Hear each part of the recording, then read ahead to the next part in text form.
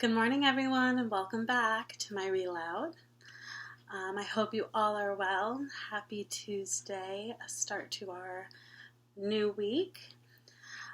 Let's get started with Reading with the Might of Angels by Andrea Davis Pinkney. And I do have permission from Scholastic to read this to you today. I'm so thankful. It's getting really, really good.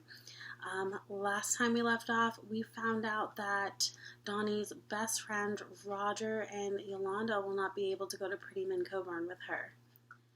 I could only imagine how she's feeling, how even more nervous she is to start a new school.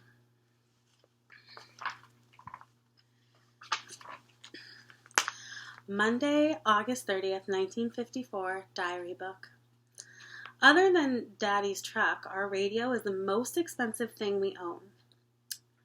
The voices coming out of that brown box give us all kinds of news. Mama and Daddy listen close most every night. My parents are very strict about what we tune into with our radio. We're only allowed to play Christian music, comedy shows, or anything Daddy says is a time waster are not allowed. Thank goodness Daddy listens to baseball games. Other than that, the radio is for news, Daddy says. Who wants to hear some man talking about boring newsy stuff? I'd rather listen to quiz shows like Break the Bank. But Daddy's not having it. So unless there's a baseball game on, I only half listen. But tonight I listened all the way when Daddy turned up the volume. The radio commentator said, Virginia Governor Thomas B. Stanley has appointed a 32-member all-white commission on public education to examine the effects of the recent Brown versus Board of Education school integration ruling. The governor has charged his commission with studying how the Brown decision impacts schools in the state of Virginia.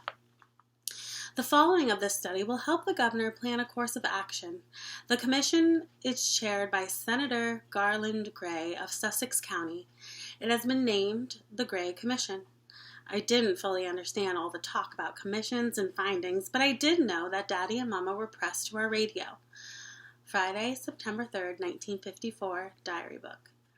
When does summer seem to disappear the minute we turn the page on our kitchen calendar from August to September? Just yesterday, I was fanning the sheen from my face with a dish towel and wetting the towel with cold water to press on my forehead. This morning, I was fishing in my dresser for something with sleeves until morning's chill gave way to warmth. I miss summer already, even bee stings in sweat weather. Saturday, September 4th, 1954, diary book. School starts in 4 days. All I can think about is me at Prettyman Coburn, me on the pretty baseball field, me inside a school with working clocks and toilets set flush, me in a homeroom, me with white kids, only me. With white kids, only me. Uh-oh, the panic monster has been whispering to me lately. His growls have been low, but there's no mistaking. Shaboodle shake. Monday, September 1954, diary book. Today when I asked Mama why we celebrate Labor Day, she said to acknowledge those of us who work, to pause on behalf of laborers. But there was no pausing in our house today. It was like we were getting ready to meet the Queen.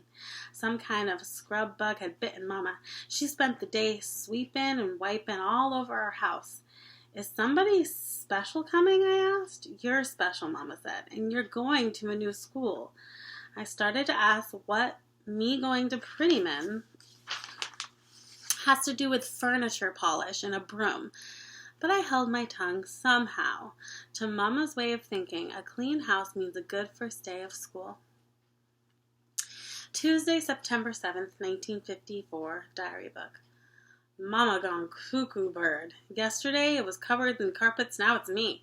Tonight when I took a bath, Mama scrubbed me cleaner than clean.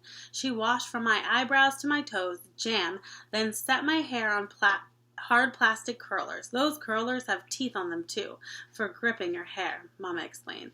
Now she expects me to get a good night's sleep on those teethy pink plastic things. Mama had given me a whole mess of curlers from her hair care kit, too. Many for my small head of hair. When I told her I didn't need the extra curlers and to please put them back in the hair care kit, she insisted that I keep a pile of the curlers on my nightstand. They come loose and can fall out while you sleep, she told me. Besides, curlers are like socks. They have a way of disappearing. Always good to have some handy. While I was in the bathroom messing with the curlers in my hair, trying to tie up my hard plastic teethy head in a scarf, Mama laid out clothes for my first day at Pretty Man Coburn. When I got back to my bedroom, there it was on a new hanger, dangling from the doorknob, the peach Melba dress. Before I could protest, Mama explained, I sewed a panel in each side to open up the bodice. It'll fit fine now. Patent leather shoes were on the floor side by side at the foot of the dress. I'd taken to calling those shoes the Vaseline. They had more grease on them than Petroleum Factory. The shoes fit, but even with ankle socks, they rub at the heel and on the tops of my feet at the place where the buckles meet each of the straps. The worst part, though, is that Mama had made a hair bow to match the dress. That thing looked more like a bone than a bow. I would be going to Pretty Man Coburn with Vaseline feet with a peach Melba bone in my hair. I didn't say a word. I couldn't. Partly because the only word flinging up inside my head was ugly, and partly because I didn't want to hurt Mama's feelings. She had worked hard on mending the dress, shining the shoes, and making the bow. But what about my feelings? I don't give a nose hair what people think about me. I also don't like to look stupid. Later, the in-between. For the life of me, I can't sleep. I've counted sheep, chickens, baseballs, the stars out of my window, the moans made by our pipes. I'm excited more than on Christmas Eve. What shiny surprise will be waiting for me tomorrow? Even with all my excitement, Shadaboodle Shake is rocking my head in my head. Wednesday, September 8th, 1954, diary book. Last night I dreamt about the panic monster. I woke up with a bad headache from the curlers. When I took them out, their teeth had left marks on my forehead and at my ears, and my curled hair made me look like a muffin head. Mama secured the bone with 4 big bobby pins. Then she and Dad started in with repeating their list of always remember and don't forget and make sure you... But before Mama or Daddy could get too deep into their rules, the phone rang. I answered it. I knew the voice right off. It was that white lady from the NAACP asking to talk to Mama and Daddy. I pushed the receiver at the door. At Mama. Yes, hello, Cynthia, she said with a smile in her eyes. But soon Mama was frowning and shaking her head and saying, I see. When she hung up, she told Daddy and me that I would not be going to school today, that the Hadley school officials had put a stop to me attending Pretty Man. When will I go? I asked. The NAACP is working towards lifting the hold by noon today, Mama said. But noon came and went. We waited for further news and instruction on what to do. The phone didn't ring once. Finally, by 3 o'clock, Mama said, take off the dress and put it back on its hanger. Set the shoes in their box and be careful with the bow. I am the only kid in Lee County who got to skip the first day of school. I now know what it's like to feel 2 ways at once. Disappointed that I would not be admitted to school today, and relieved that I would not be admitted to school today. As much as I didn't want to show up with muffin hair and peach Melba bow, I didn't want to not go to school at all. Thursday, September 9th, 1954. Today was the same as yesterday, waiting and wondering and listening for the phone to ring. Goober had started school at Bethune. I don't like the ripped-up school books and raggedy pencils at Bethune, but I'm sure sick of sitting around while Mama scurries from the kitchen to living room, wiping her hands on her apron and telling me to keep clean. Friday, September 10th, 1954, diary book. I've done the same routine several days this week, scrubbing in the tub, set my hair in curlers, woken up, put on my peach Melba dress, and waited to hear if I'd be attending school or not. Daddy says people who make the state laws are working to slow down integration. NAACP officials are always meeting every day to determine if it's safe for me to go to Pretty Man Coburn. Today, Daddy brought home 3 different newspapers and read. After supper, before Daddy left for work, he was pinned to the radio. Listening close, I listened to, hoping for some news. Governor Stanley has called again. For cool heads, calm, steady, and sound judgment, the man on the radio said. Stanley started out in favor of integration, but has been swayed by the majority and has, in recent weeks, been in support of segregationists. School board officials have threatened to close all Hadley public schools rather than integrate them. I'm a trap bunny, eager to jump right out of my skin. Sunday, September 12th, 1954, diary book. Church was packed today. Reverend Coulier started his sermon by asking, "Who amongst us steps back in the face of a threat?" He talked about what the school board was trying to do to keep schools separate. The Reverend ended his sermon by telling us those who have faith always step forward. Monday, September 13th, 1954, diary book. Back to school once meant back to boredom, back to books, back to Bethune, back to broken.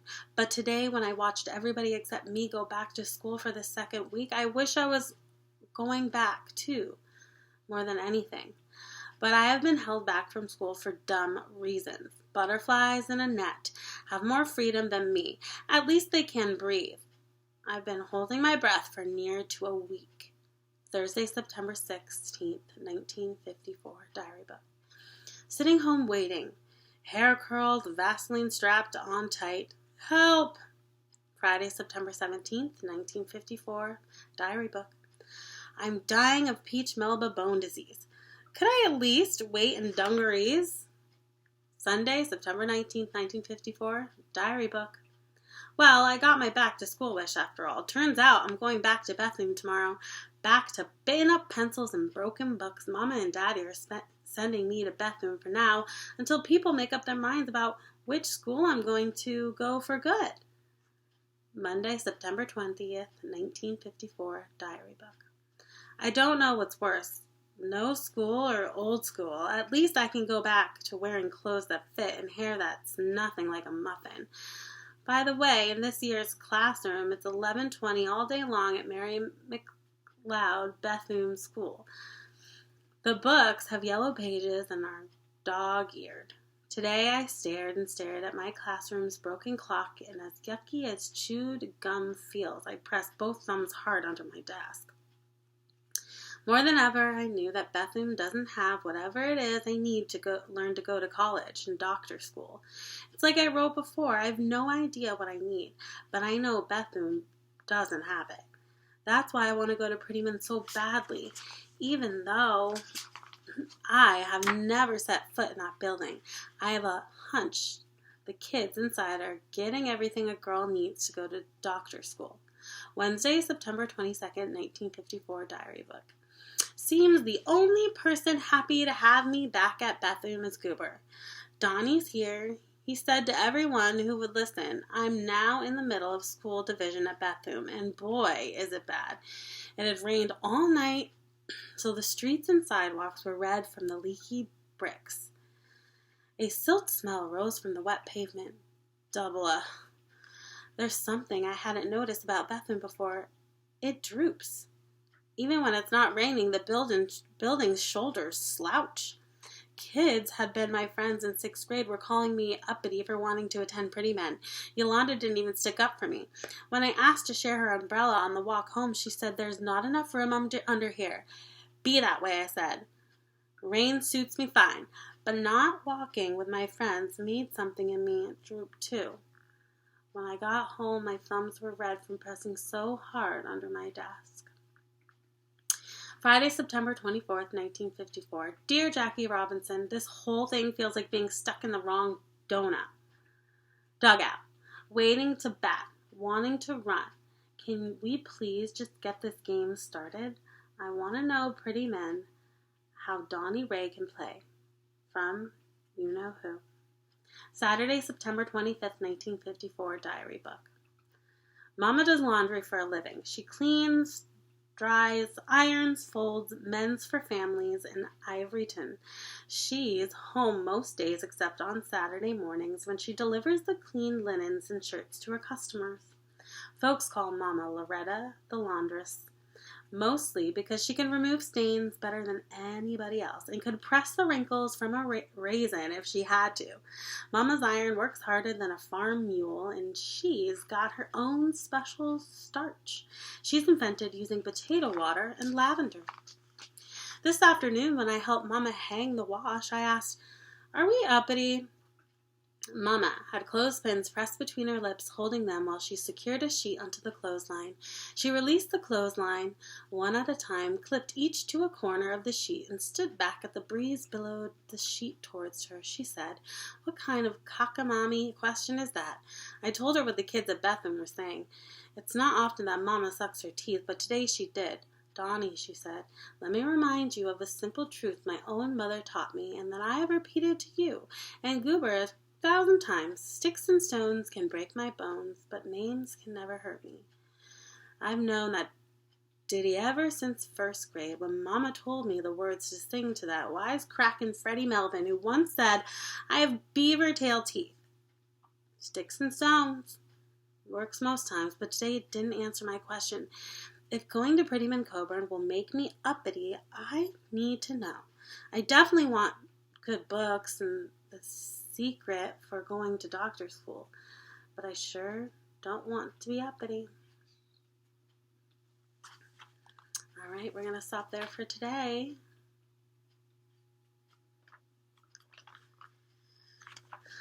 Maybe next time we read, Dawnie will get to go to Prettyman.